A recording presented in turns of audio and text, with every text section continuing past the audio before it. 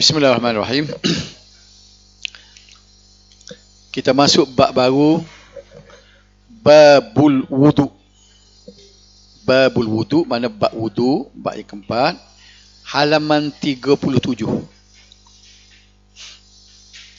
37.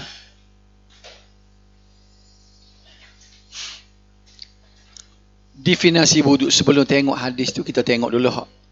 Kita cuba imbas kembali gapo kita faham dah lah. Wudu ni dari segi bahasa, wudu berasal daripada perkataan al-wada'ah yang bererti cahaya, indah, cantik dan bersih. Asalnya. Adha'a lahum masyawfih kan dalam surah Al-Baqarah. Dari sudut istilah syarak pula, wudu bermaksud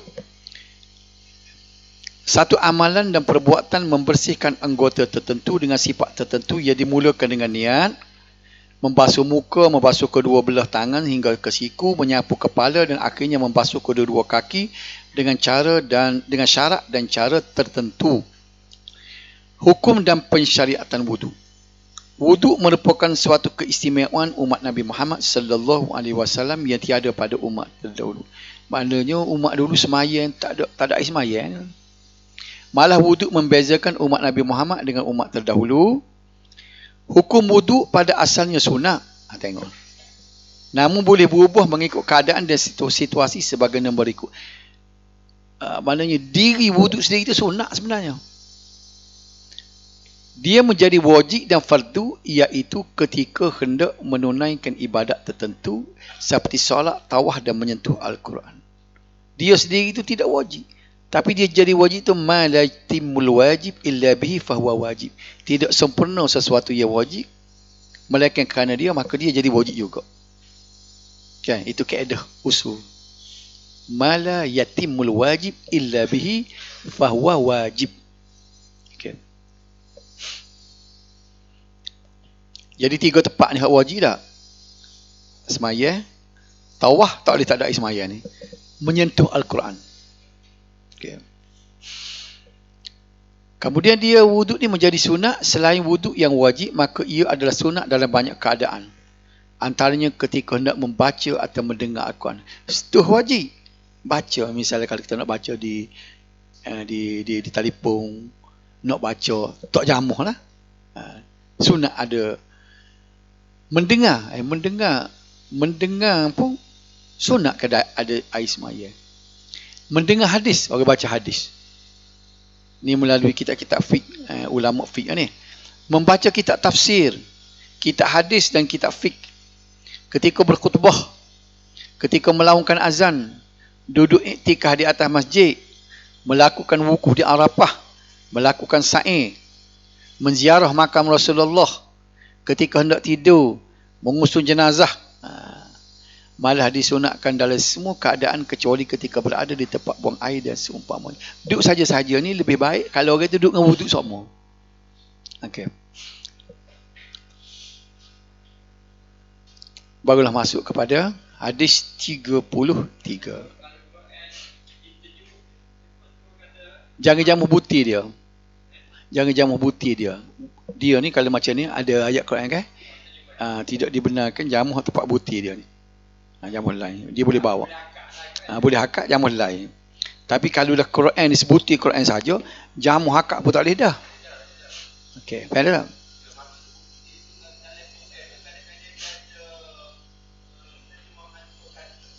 Oh, tu boleh pegang. Boleh lah. Jangan jamu butir dia. Jangan jamu hayak dia. Baik, kita bermula wuduk ni, dia bermula dengan hadis 33. Hadis sahih riwayat Imam Ahmad. Haddatsana Yahya akhbarana Ubaidullah. Haddatsani Sa'id bin Abi Sa'id an Abi Hurairah radhiyallahu anhu an Rasulillah sallallahu alaihi wasallam annahu qala laula an ashqa ala ummati la amartuhum bisiwak ma'a kulli wudu'in. Akhrajahu Ahmad. Telah berbicara kepada kami oleh Yahya, telah mengkabarkan kepada kami oleh Ubaidillah, telah berbicara kepadaku oleh Sa'id bin Abi Sa'id daripada Abu Hurairah radhiyallahu anhu daripada Rasulullah sallallahu alaihi wasallam bahawa baginda bersabda, ini mata hadis dia. Kuning. Seandainya tidak memberatkan ke atas umatku, nescaya aku perintahkan mereka bersiwak menggosok gigi dengan kayu sugi pada setiap kali wuduk. Hadis ni kata, kalau sekiranya aku tidak fikir susahnya umat aku, nescaya aku wajibkan setiap kali nak ambil air sembahyang kena gosok gigi dulu. Tapi mikir kau takut susah. Maka aku tak jadi, katanya Nabi. Jadi dalam sanad ni Imam Ahmad semuanya adalah siqah, Yahya, Ubaidillah, Sa'id bin Sa'id, Abu Hurairah, sebagaimana dalam kitab Taqribut Tahdzib oleh Ibn Hajar Al-Asqalani. Kalau kita tengok sanad Imam Ahmad, dia tidak panjang. Sebab apa? Sebab dia ni di awal lagi bukan sepuluh Bukhari muka 250 ni dah mati, dia ni 241 ni, dia pergi ke awal sikit. Bukhari pun tak banyak juga, dia hak banyak ni, An-Nasa'i apa semua ni, dia tidak panjang lagi. Kosa kata di sini laula, apa kata laula ini ialah huruf yang menunjukkan terhalangnya. Jika tidak, laula lau tu kalau, la tidak, kalau tidak. Jadi kita guna ungkapan ini, mana kita nak buat sesuatu, kalau tidak kerana awak, saya tak mari. Nampak? Terhalangnya sesuatu kerana ada sesuatu yang lain. Dalam konteks hadis ini bermaksud terhalangnya perintah mewajibkan bersiwak disebabkan adanya masyakkah.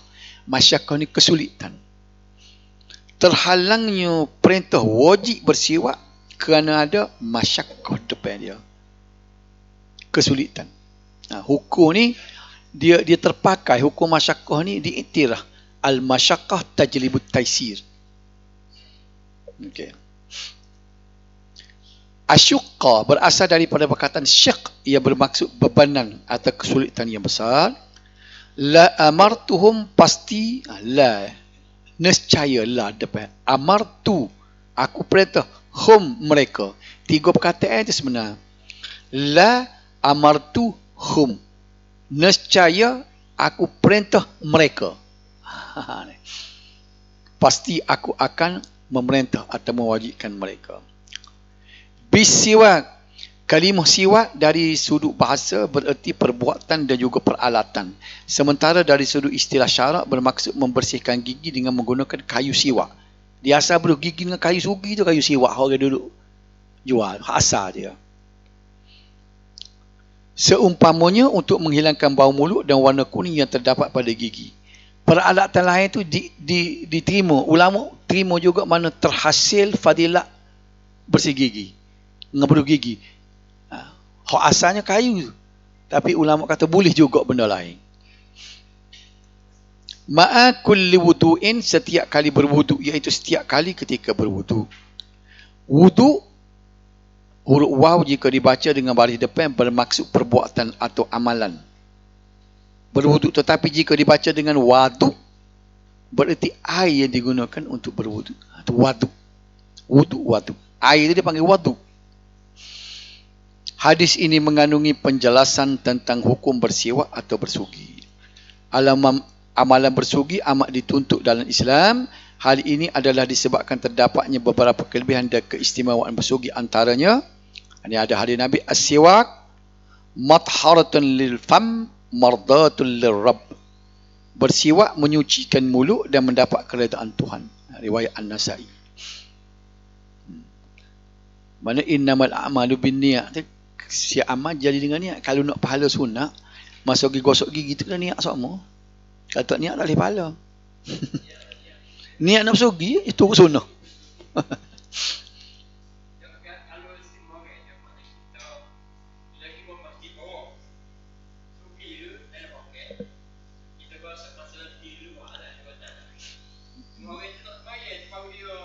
Dia ada juga fadilat sebelum akad takbir tak ada juga. Setiap kali nak disunatkan mencuci gigi ada juga. Cuma jangan ganggu orang lah, mulut gosok-gosok sembuh lah kat orang. Itu kena jagalah, nak mana. Tutup sikit. Dia duk ambil cari halus, jangan cari pesalengir tu. Gosok berung. Cari halus-halus dah. Namun oleh sebab terdapat beberapa pemasyakkah atau kesukaran dalam melaksanakan amalan ini, maka syariat Islam tidak mewajibkan kerana ada masyakkah. Toleransi dalam agama diikat oleh satu kaedah seperti yang disebutkan terdahulu. Acak kali dah kita jumpa dah ni. Al-masyakkah tajlibut taisir. Rasa lama dah hafal mula dah. Al-masyakkah tajlibut taisir. Sebarang kesukaran membawa kepada kelonggaran. Bila suka dia longgar. Banyak ibadat dan amalan yang mempunyai kelebihan tetapi ditinggalkan oleh Nabi kerana bimbang menyulitkan umatnya. Punya agama kita ni bila speak dia buka peluang lalu. Idza tadayyak tawassa'. Apabila speak dia pelebar. Di mana sana ni? Bila kita dalam keadaan speak tak boleh nak buat, dia nanti buka sama. Idza tadayyak tawassa'. Bila speak dia peluang. Nak semaya tak boleh cacah duduk. Tak boleh duduk, dia buka sikit lagi. Dia tidak buka luas lalu. Tak boleh duduk diri, tidur lalu tak boleh lagi. Dia buka sikit-sikit. Agama kita dah. Okey. Antaranya solat tarawih pada bulan Ramadan. Nabi asalnya dia nak suruh biar tarawih ni jadi wajib asalnya. Tapi bimbanglah. Takut jadi susah umat dia. Melewatkan solat Isya. Ada hadis dia kata kalau aku dia tak palu hadis pun tak ada. Laula an asyqa ala ummati. Kalau aku tidak fikir susah umat aku, inilah waktu yang aku nak sembahyang Isya. Sepertiga malam, kita kata pukul 11 malam. Sebenarnya kalau kita sembahyang pukul 11 tu lebih afdal daripada sembahyang masuk waktu. Tapi masalahnya takut meninggal jemaah. Tapi kalau boleh pakak di masjid, macam cik ukur kalau misalnya ada jemaah, tak boleh tak. Kita duduk sekali. Okey, kita sembahyang pukul 11. Sebab Nabi nak benar time itu. Isya. Kita buat dulu halakot lah, kita buat. Tapi orang kita ni kalau lewat sembahyang masjid sedikit, kalau kuliah panjang duk ada tengok jam macam. Pasalnya nak klik makan nasi tu ya. Tapi Nabi tak buat. Pasal dia takut susah umat dia.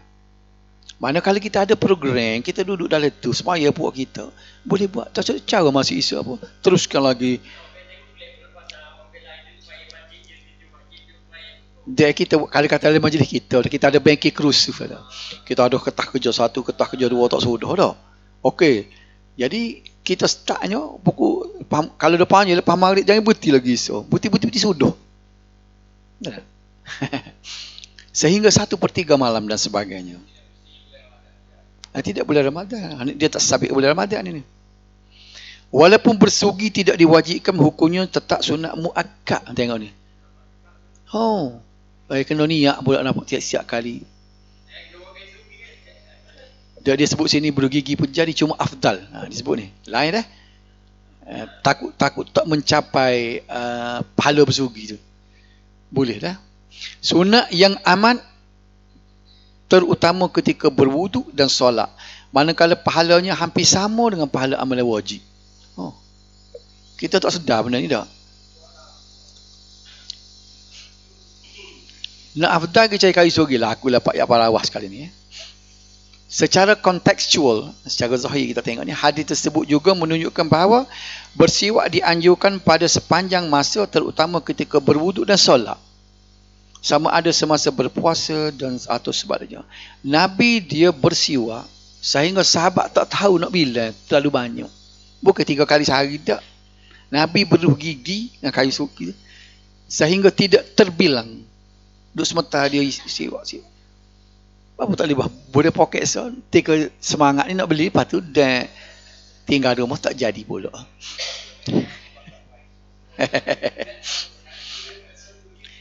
Tidak ada dalil yang menetapkan waktu tertentu untuk bersiwak. Apatah lagi dalil yang melarang bersiwak selepas matahari gelincir ketika puasa. Nak bincang ni dah. Kan orang kata tak boleh gosok gigi kan lepas zuhur. Terdapat hadisnya, ni ada hadis. Iza sumtum pastaku fil ghada wala tastaku fil ashi. Apabila kamu berpuasa, maka bersiwaklah pada waktu pagi dan jangan bersiwak pada waktu petang. Ada hadis. Ulama sepakat mengatakan hadis ini adalah dhaif. Selain ia bercanggah dengan hadis-hadis yang sahih, antaranya ni. Ra'aitu Rasulullah sallallahu alaihi wasallam ma la asa yasuq wa huwa sha'im. Ayusawwik wa huwa sha'im. Aku melihat Rasulullah sallallahu alaihi wasallam bersiwak dalam bilangan yang tidak terhitung banyaknya sedangkan baginda berpuasa. Maknanya Nabi itu terlalu banyak lepas asar, lepas zuhur dia, walaupun dalam bulan puasa. Jadi bercanggah dengan hadis tadi. Itu lain pula. Tengok ni. Menurut mazhab Syafi'i ni, bukan misalnya ulama-ulama Syafi'i, sebab tu kalau kita baca dalam kitab-kitab fiqhnya, bersiwak selepas tergelincir matahari bagi orang berpuasa adalah makruh. Dah. Ni kita duk pegang dulu semua, makruh. Tapi siapa dia yang pertikaikan ni? Ulama besar mazhab Syafi'i sendiri. Pendapat ini dikritik oleh kebanyakan ulama, termasuk ulama Asy-Syafi'iyah, iaitu siapa tu? Abu Syamah An-Nawawi sendiri. Tak ada lah kalau kita nak tahu pandangnya ulama mazhab Syafi'i, Imam Nawawi lah orang nombor satu je. Dan Izzuddin Abdul Salam. Ni, dia kata tak ada, Imam Syafi'i tidak setuju dengan ulama-ulama mazhab Syafi'i yang mengatakan bahawa makruh gosok gigi lepas zuhur. Ni dengar belakang ya, nak puasa pula ni. Namun lepas zuhur tak si gosok gigi. An-Nawawi menyatakan bahawa, tengok, bersiwak setelah gelincir matahari bagi orang yang berpuasa adalah tidak makruh. Ini adalah pendapat kebanyakan ulama besar dan merupakan pendapat yang paling tepat, katanya Imam Nawawi. Jadi kita pakai Imam Nawawi lah. Dah. Okey. Dari segi penggunaan, tengok, peralatan siwak pula, ia boleh dilakukan dengan apa sahaja selain kayu siwak. Asalkan ia boleh menghilangkan kotoran yang terdapat dalam mulut, termasuk menggunakan perca kain. Tak ada arus doh, tak ada nak ambil fadilah. Katakanlah kita nak, pasal Nabi kata, apa dah ada hadis sebutnya, sebelum nak masuk pak sembahyang tu kan, sunat kita bersiwak. Baik, bila kita nak bersiwak tu, tak ada benda. Ada sapu tangan. Sapu tangan tu boleh guna untuk buat siwak. Boleh? Asalkan dia kesat lah. Hal ini disebabkan yang lebih penting ialah maqasid, tujuan dia, bukannya wasilah atau alat. Alat tidak penting untuk mencapai maksud bersiwak, nak ambil pahala siwak tadi. Namun demikian, dia lain je. Yang paling afdal ialah sebagaimana ala Nabi sallallahu alaihi wasallam. Nak ambil kelas satu, ambil ni lah, iaitu kayu siwak. Jadi kita guna juga beruh gigi tu untuk buat cuci tempat. Gosok beruh gigi je dengan beruh ni 3 kali sehari. Lepas tu celah tu guna kayu siwak. Esok lagi beli belakang dah. Kali jual ni tentu laku dia.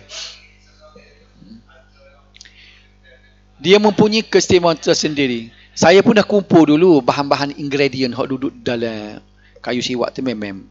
Kayu sugi. Tengok dok mukjizat Nabi tu. Dia guna Nabi tu, Allah. Benda yang paling khasiat sekali. Sama telah dulu tak ada dali, tak ada Colgate tu dah. Okey.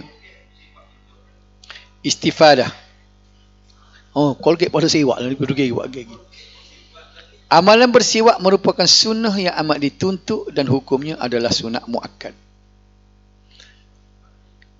Sunat muakkad ni sepuh semaya ba'diyah hisar.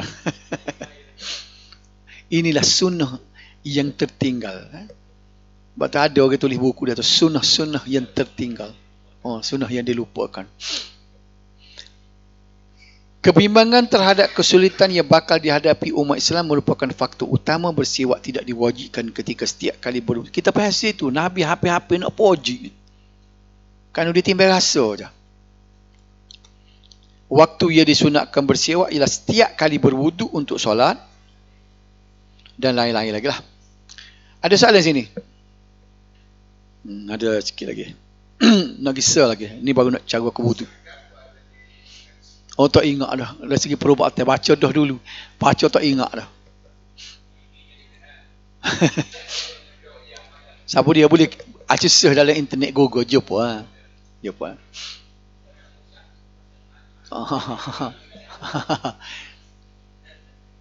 Okey, tengok takut ada hadis itu dah. Akhbarana Ahmad bin Amr. Ni baru nak masuk tu dah. Amr bin Sarj wal Haris ibn Miskin qira'atan Ali wa ana asma an ibn Wahb an Yunus an ibn Shihab an Ata ibn Yazid al-Laythi akhbarahu anna Humran akhbarahu anna Utsman da'a biwadu'in. Ni baca dengan wadu' ni.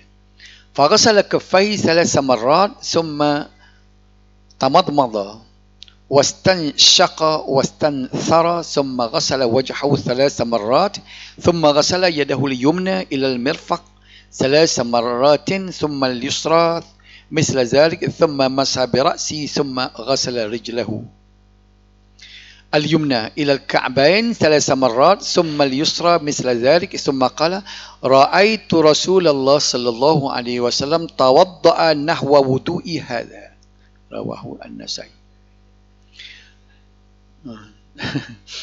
Telah mengkhabarkan kepada kami oleh Ahmad bin Amr bin As-Sar dan Al-Haris ibn Miskin yang dibaca kepadanya sedangkan aku mendengar daripada Ibn Wahab daripada Yunus daripada Ibn Shihab bahawa Atad bin Yazid al-Laysi yang mengkhabarkan ia bahawa Humran mengkhabarkan bahawa Utsman meminta air wuduk. Sebab dia baca waduk tadi, dia minta air wuduk.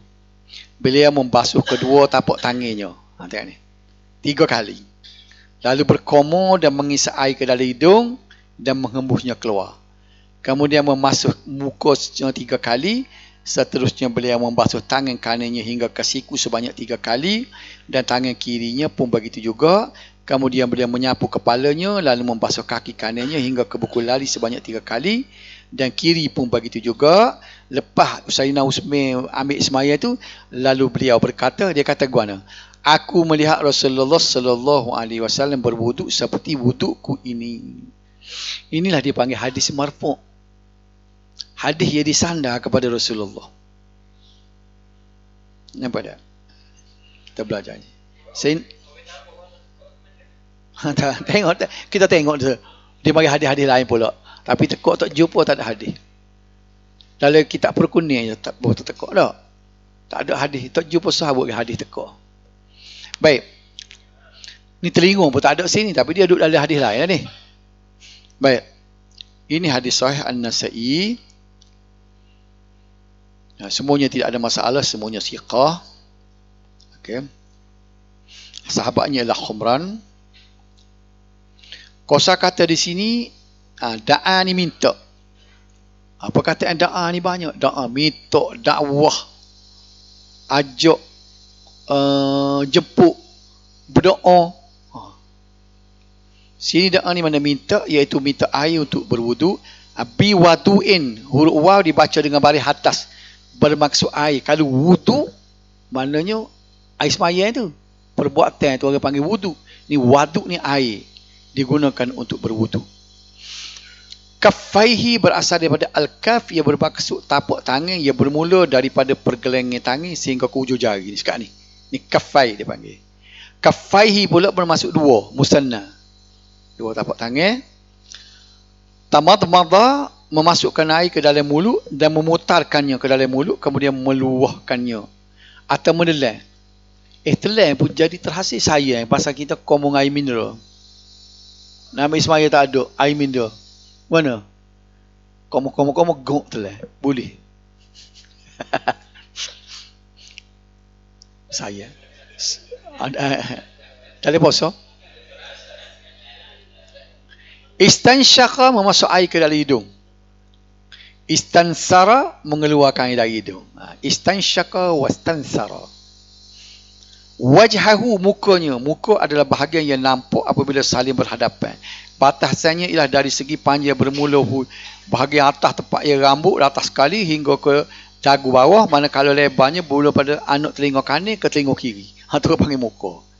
Jadi ambil semaya kena kawasan tu. Ni. Sekat anak telinga ni.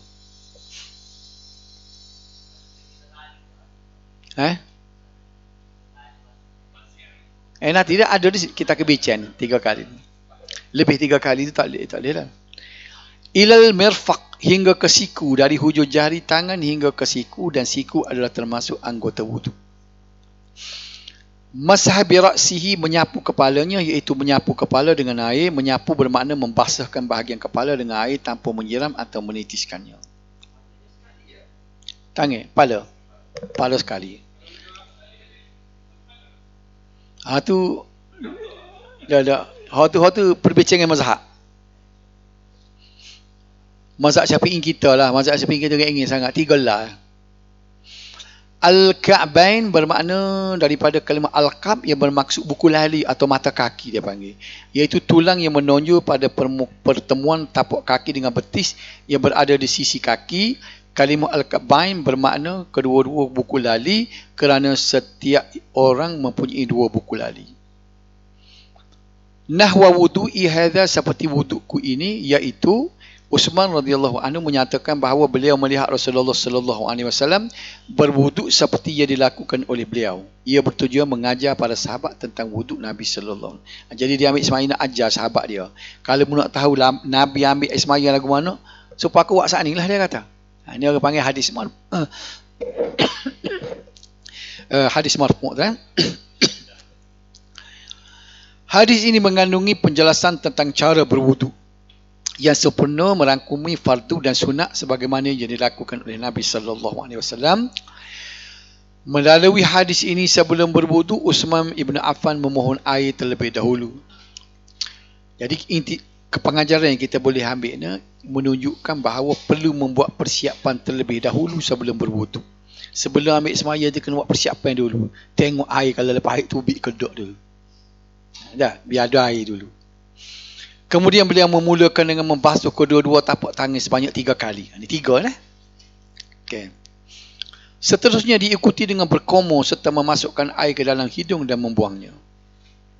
Amalan berkomor adalah bertujuan untuk membersihkan mulut, sementara memasukkan air ke dalam hidung dan membuangnya bertujuan membersihkan hidung.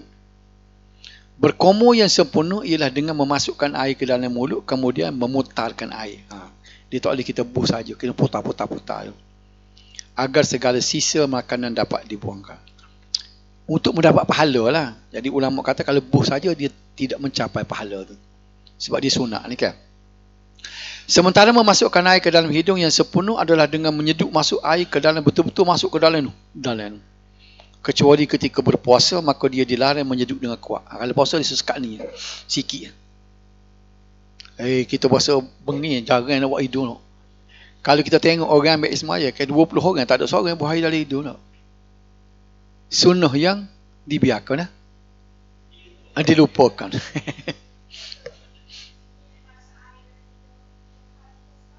Tiga.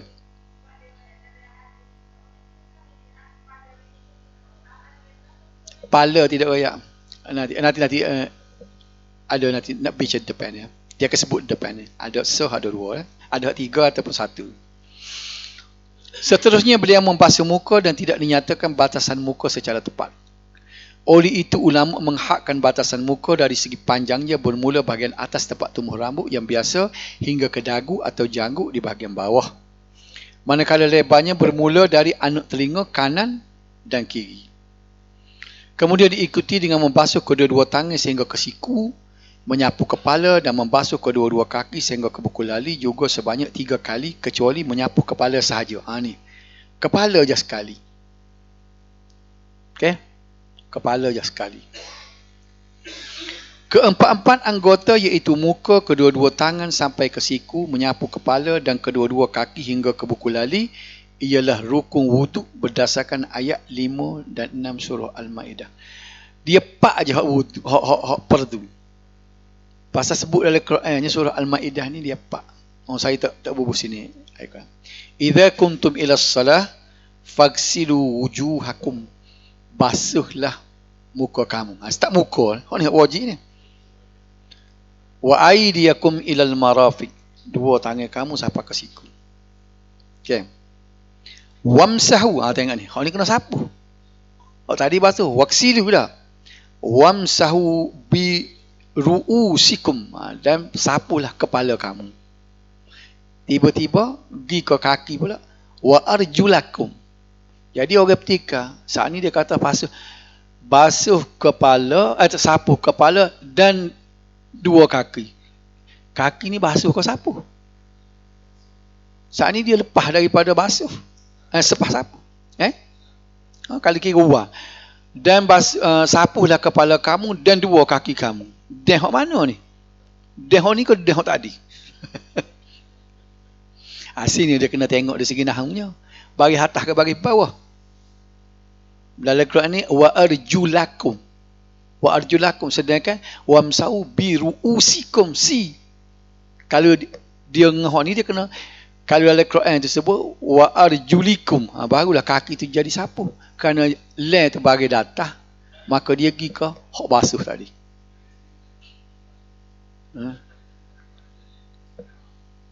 Allah pula dah tengok ambil sini. Boleh tulis, kalau tulis sini tak nampak orang situ pula. Dah kalau saya tulis sini.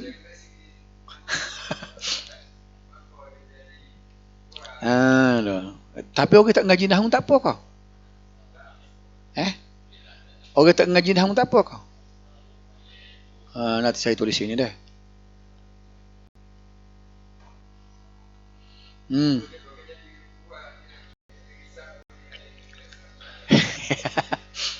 Dah silap saya tu silap gini tak pergi masuk ni. Kalau tidak ada dah ayat ni. Al-Maidah. Oh ni. Berapa dia jadi gini ni?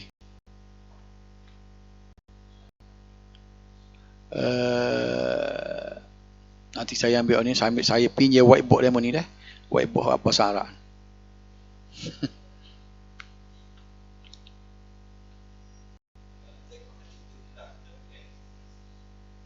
Ni ada ayat Quran dia asal wajib tadi. Hadis tu mana dia asal daripada din dah. Kita ambil sini. Okey, dia sebut iza kuntum. Tu sebut baris mula-mula dah. Ila salah. Faksilu.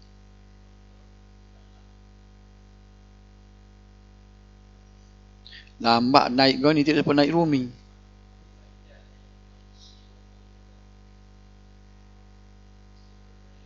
Ni kan? Faksilu wujuhakum lah, bagi datang lah. Lepas tu wa'ai. Jadi panjang ni. Jadi kita ambil sini dah. Faksilu. Ni faksilu wujuhakum wa'ai.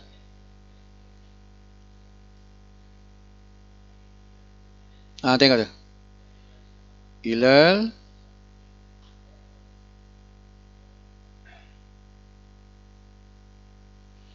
marafiq. Lepas tu dia mari pula famsihu. Famsihu ke wamsihu? Famsihu ada. Famsihu biru'usikum. Bila disebut bi ni jadi tidak sebuti kepala ni, ulama faham. Dia tidak kata famsihu ru'usakum dak. Biru maknanya dengar tu, maknanya ambil sikit pun tak apa dah. Nampak tak? Biru'usi, ni bagi bawah ni ya. Bi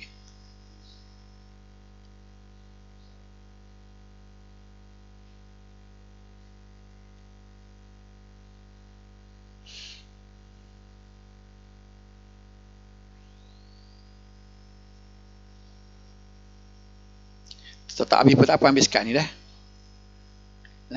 Ni apa ni? Cuba tengok dah. Apabila kamu hendak sembahyang ni kan, maka basuhlah muka kamu. Jadi kaedah nahwu ni kan, dia bagi datah ni. Dia bagi datah ni kan, pasal dia ni kena basuh. Wa aidiyakum. Ni hak ni dia sendi ni. Dan tangan kamu. Makna tangan pun kena basuh juga. Dengan molek sekali lagi saya sebut ni. Basuhlah muka kamu.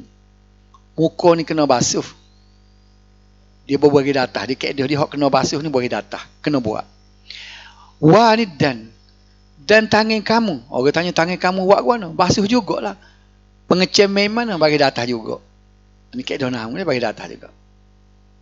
Ilal marafiq sampai ke siku. Wamsahu dan sapulah biruusikum. Bagi bawah pasal ada bi ni. Wa arjulakum, nak pokak ni pula ni. Salah.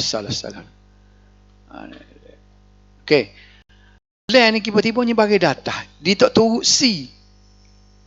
Dia pergi turut ha dengan ya tadi. Kenapa ni? Mana dia tu tak boleh turut kepala. Biarlah kita nak royak korang tak ngaji nahwu.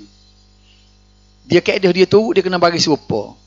Tangan ni dia turut muka. Sebab muka bagi datah, tangan pun bagi datah juga. Hukum serupa dah. Sampai sini, persoalannya kaki ni, nak turut kepala ke nak turut tangan? Kena turut tangan sebab tangan bagi hatah. Sebab dia bagi hatah juga. Kalau turut kepala dia kena, kalau lah ayat Quran ni wa arjulikum, maka kaki pun kena sapu. Faham boleh faham nak royak kau orang tidak ngaji nahwu dah. Dah faham dah? Boleh je dah kita.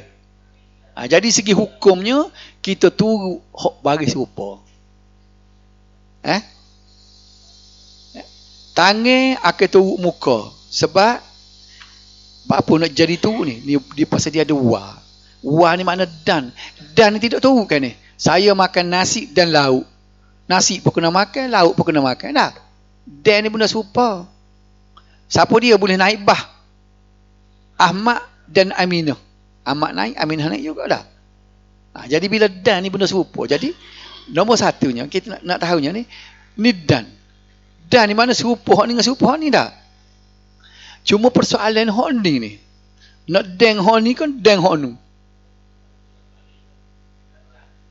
Jadi kita kalau tengok dekat noh ni, tapi tak boleh lah. Pasalnya dia bagi datah. Sebab kaedahnya dia kena serupa. Serupa bila dia gigi, tak boleh turut dia bagi bawah. Cari tak bagi atas ni. Maka kaki hukum dia kena basuh. Sebab ayat Melayu ni dia tak boleh kita dia jadi kita nak cari tak jumpa. Kalau masa Arab ni dia ada baris gini kan. Kita kalau kod Melayu, saya pernah dulu ada ustaz mengajar bahasa Arab di sekolah mula-mula mengajar Sains Dong. Kita tak erti lagi mula tu. Jadi dia bawa beg dia, comel beg dia. Saya kata ke dia, "Oh, beg ustaz comel." Dia paling saya, "Ustaz comel ke beg comel?" Dia main warna dia. Nak tahu sifat kau siapa? Comel tu sifat kau, beg kau sifat kau ustaz dia tak? Kenapa tak? Saya kata beg ustaz comel. Kita kalau kod Melayu, beg comel ke ustaz comel? Tak boleh jawab kalau kod Melayunya.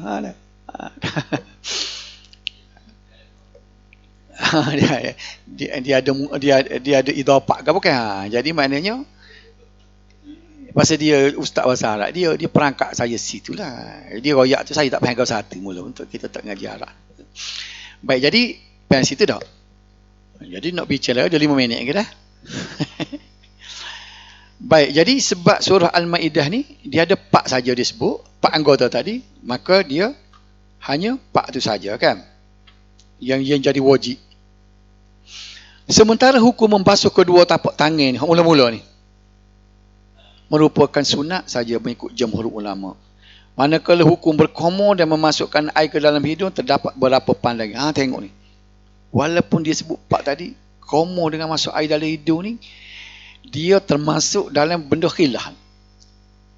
Menurut pendapat jumhur ulama yang terdiri daripada Imam Syafi'i, Malik dan Abu Hanifah dan beberapa ulama lain berpendapat adalah sunat. Jadi kita sunat kan? Isap air dalam hidung dengan komor. Manakala Imam Ahmad dan beberapa ulama lain berpendapat kedua-duanya adalah wajib. Pula dah. Apa dia kata? Mana buat dia kalau tak buang air dalam hidung dengan itu ni hamba di Mekah ni. Dia kira tak sah. Hal ini disebabkan menurut mereka hidung dan mulut termasuk dalam anggota muka. Dia ke situ. Tidakkah dia kata muka dengan mulut ni, dia kata duduk apa ni, hidung dengan mulut duduk muka. Ada juga rasional dia tak?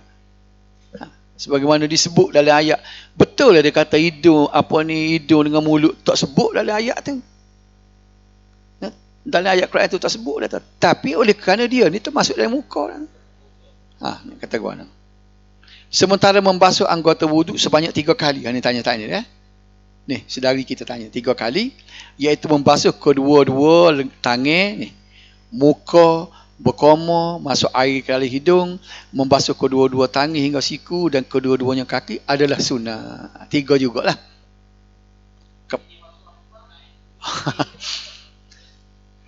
Tiga tu dia sudah menjadi makruh.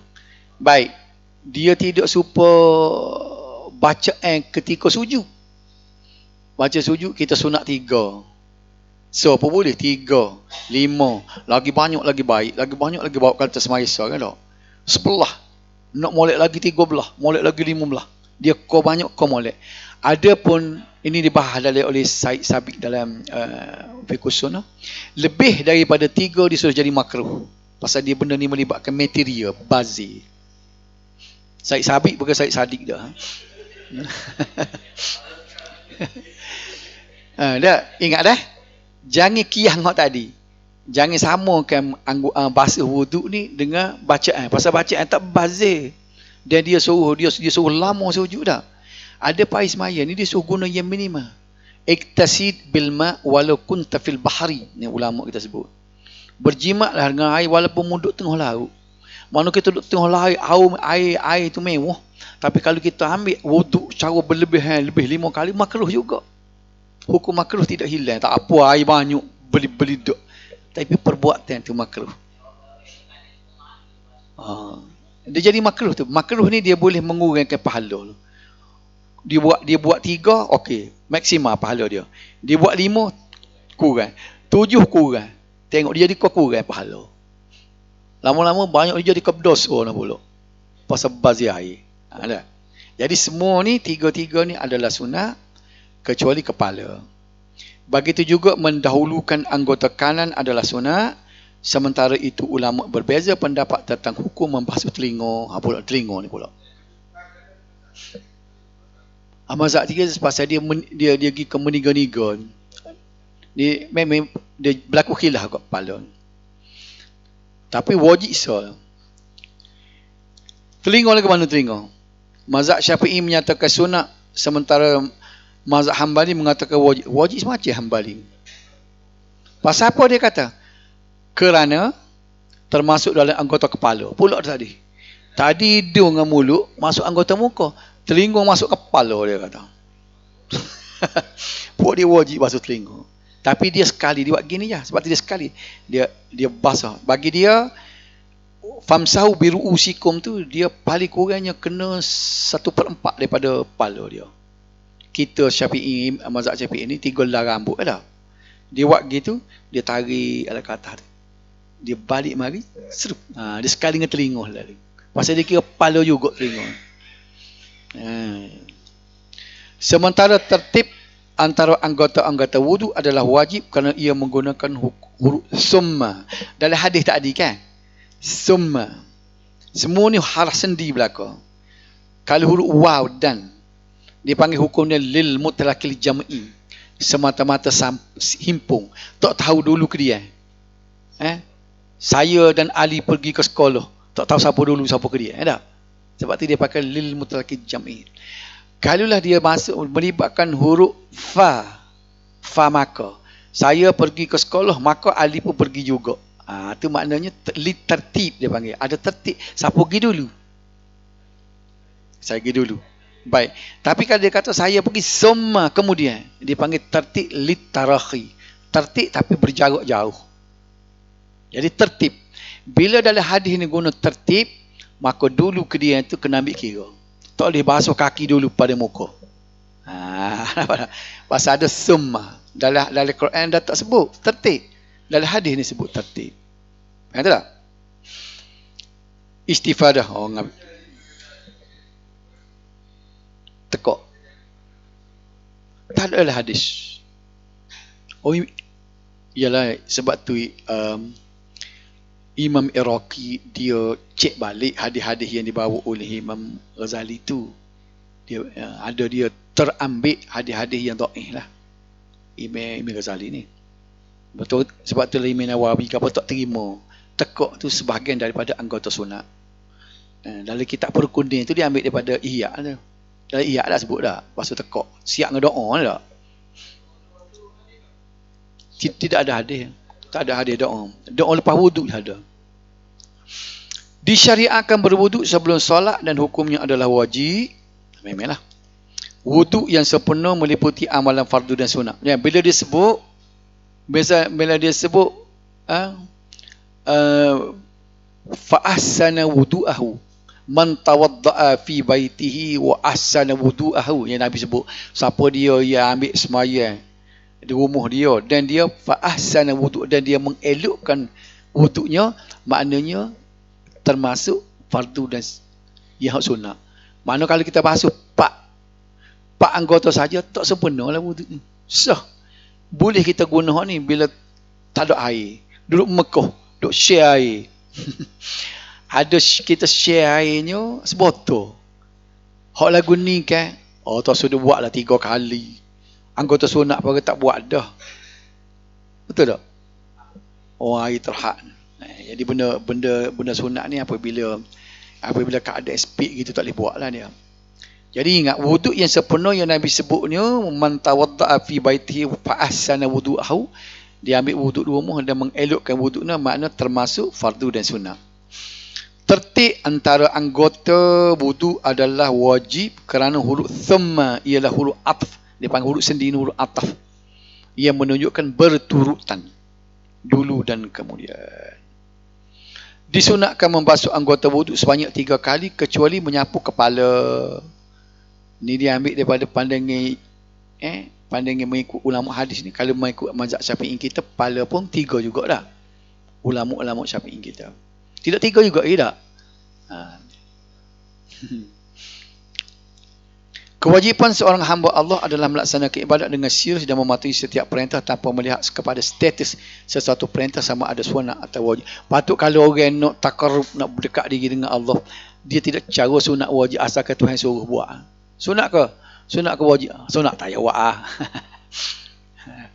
Ini cara kita nak mendekatkan diri dengan Allah. Habis situ dah. Jadi kita sambung minggu depan ni. Hadis yang yang ketiga pula dia dalam tajuk ni.